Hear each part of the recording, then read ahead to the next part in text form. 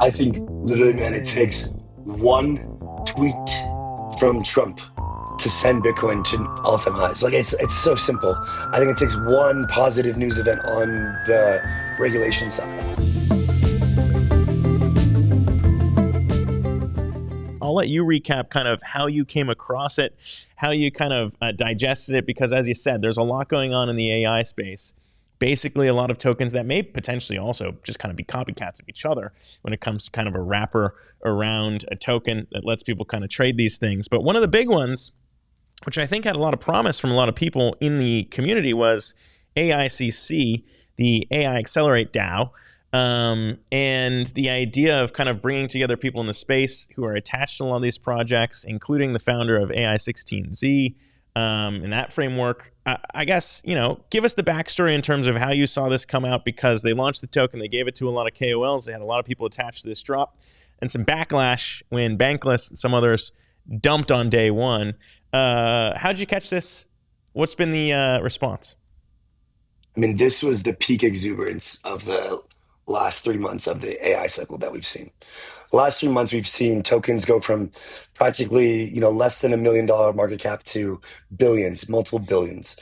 And it's been an extremely exciting time and a lot of innovation. This in particular was the local top for this meta, for this entire sector, in my view. It was very clear to me that this was it was a setup in which there was very little thought into how this token was going to launch. There was no vesting. There was a massive KOL list that got a huge return, which is out of their control, but huge return with no vesting, no value created, zero contributions. And some of them cashed out multiple millions. Some of these KOLs dumped day one, including Bankless. I have little idea what this actual product is. However, they have a very, very strong community. They have some of the smartest people in the space in this sector. And so when I made this thread, I noticed that Bankless had been doing a lot of promotion of the guy Ejaz, who's behind this, the co-founder. He's been on their podcast for every week for the last 5 weeks, which is fine. Mm-hmm. It's great. Frankly, Bankless isn't the problem here. The problem here is the way that this project used Bankless's audience and others, hyped themselves up, got a cabal in, launched this token without a product that is not worth anything, and allowed retail to buy in when it started trading with low liquidity, and then allowed all of the early participants to just dump on day one. Now, I don't think dumping on day one is the right thing to do. And this is a very public platform on DAOs.fun. So you can literally see who dumped on day one. I was not trying to attack Bankless here. What I was trying to do was stand up for what I believe is right and wrong. And this sent me over the edge. I'll admit, if I had the opportunity to get in, would I have said yes? It's a tough question. Who would say no to this, right? It's tough. So Bankless isn't the problem here. I want to make that clear.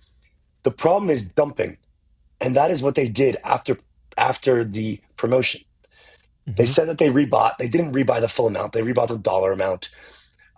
They made money. They made money on this. The guy that was running their VC tried to do some sniping and some other stuff. He completely dumped on a public wallet connected to Bankless. Tons of other influencers dumped. There was a really good tweet that I put out today. If you're on Twitter, go to my account and go to the image that I put, because I think this is the most important lesson for this. I tweeted it at like 9 a.m. my time here, so about like 7 hours ago. It was a chart of the latest chart of this AI Accelerate token. And I mean, we can even pull up the chart now on Dextrainer. Yeah. I mean, it's probably worse. But let's just start with the tweet. Yeah, because this tweet is very important. I think to your point, just to echo it, by the way, Andy, in terms of where the outrage came from, it is kind of like disclosures and figuring this out and dumping on day one. The backlash, apart from the KOLs, that's one thing. But then, like you said, kind of having the guy on leading up to this launch and the idea of Bankless spotlighting it, and then not only having both their hosts have a personal allocation, but then also Bankless VC dumping on day one, like you said. It's not a good look, and I think a lot of people are rightfully outraged, including myself, by the way, in terms of what we're trying to do here at Coinage. It gives a bad taste in everyone's mouth when it comes to DAOs. But this is the chart that you tweeted. Yeah, and so I totally agree. And I think the most important point to learn from this is to scroll down just a bit further to the second tweet and just hold on to that second tweet. Maybe a hot or unpopular take, but selling on day one is actually fine if the rules of the token are no vesting. Agreed. The person to blame is actually the founder who created such a stupid setup and advisors slash value add investors who did not recommend a better one.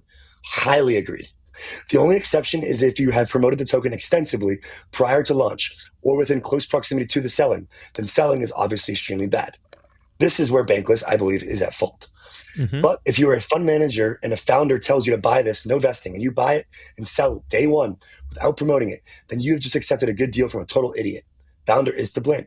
Generally agree with some nuance, agreed. Mm-hmm. If you promote it and then sell it day one, then that dynamic changes, obviously.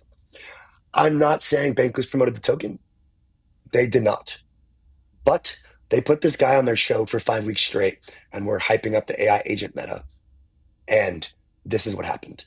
So, I mean, put two and two together here as to what was going on behind the scenes. And I think this project is cooked for the foreseeable future. I would Yeah. never buy it.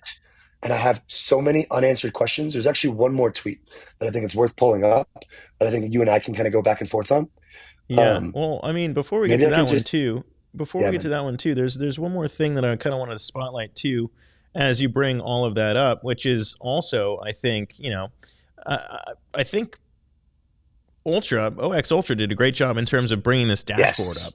This is a really great tool, and Incredible I would work. encourage everybody. We're obviously going to link to this in the full episode here today, but this dashboard was pretty crazy, and I don't know if this is kind of where you saw all this play out too, but it lists I essentially did. everybody who got an allocation and tracks exactly what they did with this.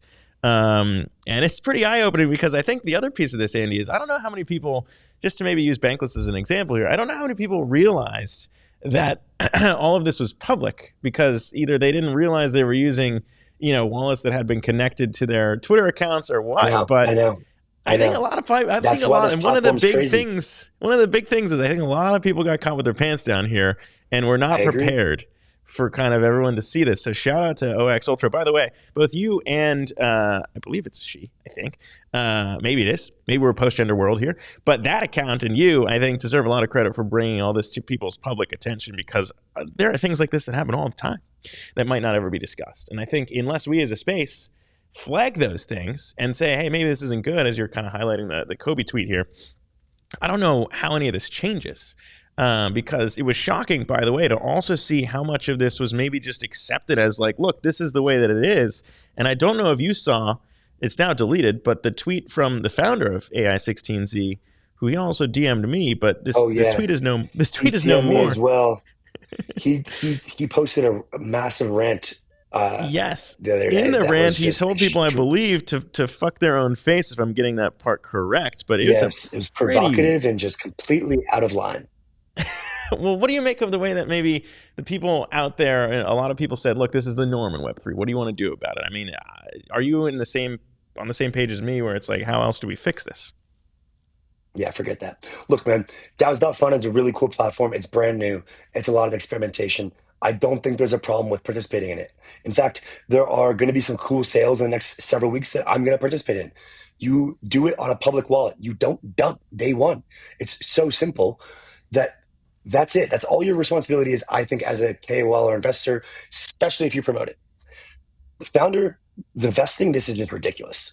Absolutely ridiculous. And frankly, I just don't think it's right. So there's a sale that's happening actually as we speak. The VIPs who have a lot of allocation, they have vesting. The ones with a very, very small allocation, they don't have vesting. So that's like at least a start. But this is just a crypto-wide industry problem that is much Mm-hmm. deeper than this. And I don't think it's VC's fault. I don't think it's like influencers' fault. I don't think it's any one specific person's or entity's fault. It's just a broad systemic kind of corruption. And As far as Shaw goes, I mean, look, I don't really have much to say. I mean, you read his content and you make your own opinion. Um, he's is been very uh, straightforward and polarizing recently, and so that's that is a polite way to put it. And so I think what they're building is great, but the personality arc of founders is something very very important, I think. And once you go down a certain route, it's hard to pull that back. And I think that's I kind of what happened with Bankless here. But I feel like I didn't try to take Bankless down or spite them in public. I was just presenting information that I found, which happened chronologically, where I didn't actually realize that they were selling until like I checked the chain and I talked to Ultra and I checked the dashboard. And then that's when this thing really got picked up and got out of hand. And then crypto Twitter took that and did with that what they do. I want to make it clear that I was presenting this information in a diplomatic fashion, and it was very clear that I was standing for what I believed is to be right. What Yeah, crypto and you can Twitter did, see, like you said, you could see the impact of that too in terms of this chart with the token now down 40% afterwards, which I think, again, you raise very wow, good points because same day. transparency is what the space is all about as far as I believe as well. And in terms of kind of revealing, hey, here's this wall of sell pressure that may exist behind your back. I think it's important for people to have that information before buying a And token. think about the people who bought on day one, thinking that this was a great project. They were promised by this guy on Bankless for weeks and on Twitter, and they didn't get allocations, so they were going to buy day one because it was the best thing, and they're completely screwed. And it's those people who lose every time this stuff happens. It's the same freaking playbook. And so, look, man, I don't want to get too worked up here, but you know, No, I think this it's is I think it's this is the important. situation. No, I think there are certain stands that you have to make. As an industry, we've seen these stands played out. And I will give Bankless credit because one of those stands happened on their show, by the way.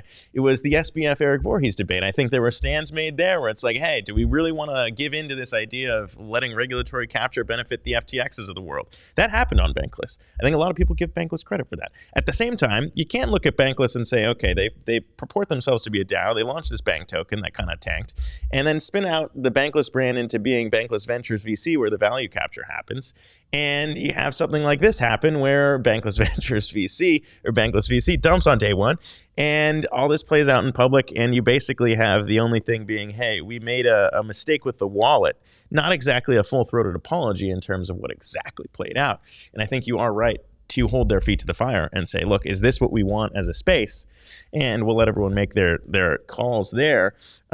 But I guess moving forward, Andy, what do you make of maybe potentially what this needs to do to change? By the way, as you said, a very hot sector right now when it comes to the AI space today, perhaps seeing a lot of profit taking perhaps in the space. And I do want to bring up one more tweet, kind of maybe potentially connecting the dots between that meltdown that we just highlighted on Twitter and AI16Z as well, because I think it's kind of interesting.